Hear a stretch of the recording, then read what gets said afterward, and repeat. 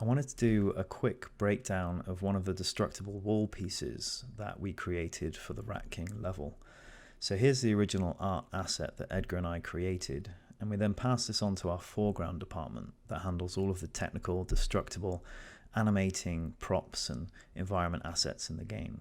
And they then broke this wall into smaller chunks like this that we'd later physically animate.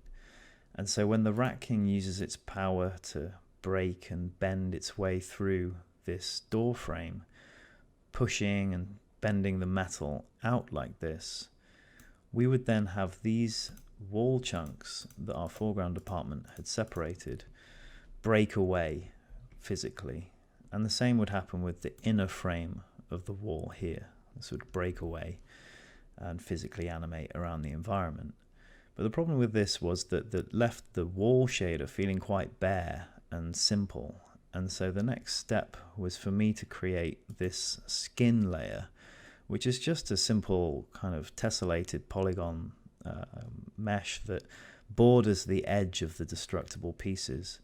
And so with that there, I could then create a crack shader that we could script to turn on as this particular moment in the animation happened. So that would turn on and create these cracks.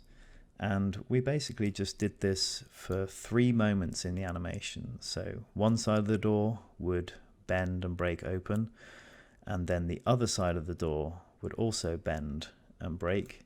And again, we would take the wall chunks, and those would physically be simulated around the environment. The frame would break away, and again my shader layer would turn on.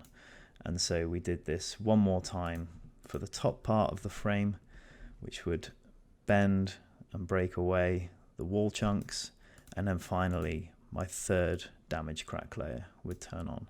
And so when all this happened very, very quickly, with the Ratking using its power to force its way through the door frame, all of these chunks breaking off and flying everywhere, and the door frame breaking away, and the shader cracks turning on in time, the effect was quite convincing.